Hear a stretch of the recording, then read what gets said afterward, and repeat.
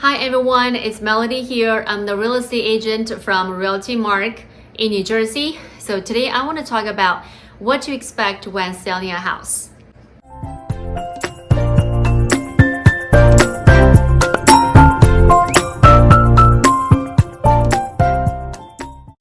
The first step is to clean your house thoroughly, and you want to leave the stuff out as little as possible, and you want your space look clean, bright, and also spacious. Usually painting the house thoroughly is least amount of work but can increase the house value the most.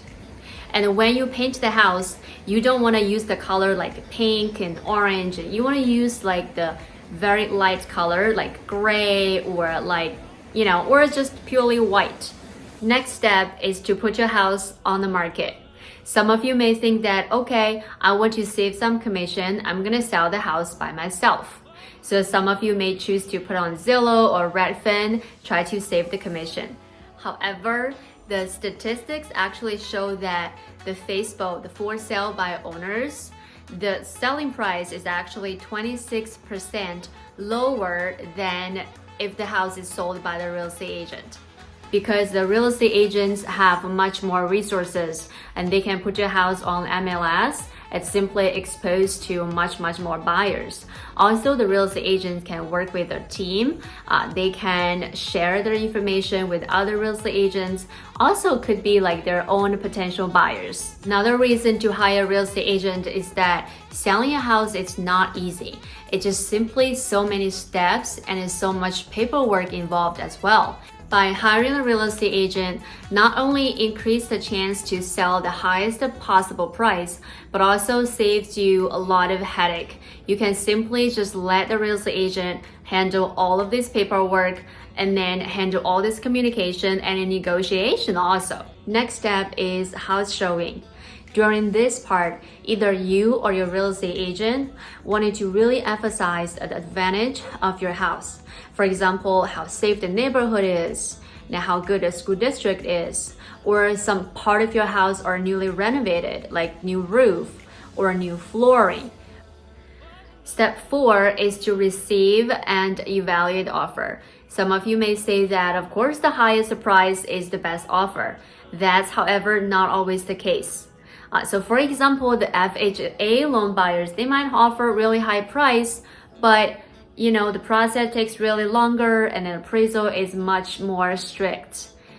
You want to evaluate the price, the terms, and your own situation. And you want to kind of make a general judgment what is the chance for this buyer get to the closing table. Sometimes some of the buyers just cannot make it to the closing table. It could be like the credit score all of a sudden changed, or the bank, after they go through everything and then decided that she or he is actually not qualified for the loan anymore. If you have a real estate agent, of course he or she can use their own expertise to make the judgment for you. Step 5 is to either accept the offer or reject the offer, or give a counter offer. If you decide to accept the offer, always keep in mind that you always wanted to have a backup offer, because just like I said, some of the buyers may not make it to the closing table. But if you have a backup offer, and you can always connect with that offer and make things work. Step 6 is to accept the offer and sign the contract. If you have a real estate agent, they will draw a contract and then send it to you and the buyer both to sign. So when you receive the contract, you want to make sure to check the terms and the dates if they are as you agreed on. After you sign the contract, you have a 3 days attorney review period. After the attorney review period, there's up to 14 days of home inspection period. Of course, this is also up to the negotiation you guys had. Sometimes could be a week or could be 10 days. But if it's a default, it's usually a 14 days of home inspection period. During this time, the buyer will hire a special inspector to thoroughly check your property. And keep in mind that sometimes a buyer will come back and negotiate if they receive the appraisal report and they're saying the house has this problem, that problem, and they want you to decrease the price. So you want to kind of keep that in mind, say, how are you going to deal with the negotiation if you want to decrease the price or not. After everything is agreed on, either you or your real estate agent will need to go to the township to get a CO. It's called a certificate of occupancy. So you will need this certificate in order to sell the house. So it usually takes about like $50 to $100 to apply to do the application. And then after that, the township will send out an inspector to check your house. Usually some basic stuff like the railing of the stairs and dioxide detector, things like that. After they finish the inspection, they will give out a inspection report and showing you either you're qualified or you're not qualified. If you're not qualified, there is usually a list the stuff for you to fix. And after you fix everything and you call them, they will schedule another inspection. Usually the second time will pass.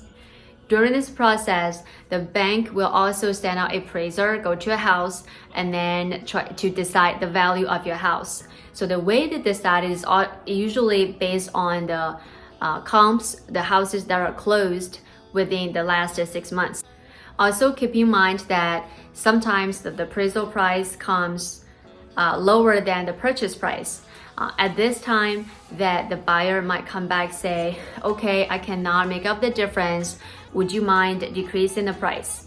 Also, during this process, make sure that you follow up with the bank and ask for the commitment letter. So this letter is issued by the bank. It's basically showing that the bank asked all the documents from the buyer and approves all the documents and decide to move forward.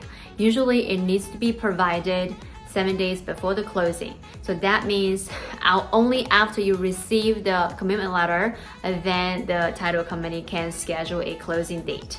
Finally, almost to the closing. So the 1 day before the closing date, the real estate agent and the buyer will schedule a final walkthrough. You don't want to make any big changes at this time. So you want to kind of like maintain the house as the buyer was looking at it, right? At the closing day, neither you nor your real estate agent have to be at the closing table. So if you want, you can ask the title companies to send you all the documents online, and you can sign all the documents through DocuSign, just to make sure that you check all the numbers and the terms. After the buyer signs all the documents and then paid all the money that is required, at this time, this transaction is officially closed. And then the title company will usually wire you the money, and you should be able to receive it at that day. Congratulations! At this time, you have successfully sold your house. As you can see, there's so much involved in this transaction, so much communication and negotiation involved and the paperwork involved.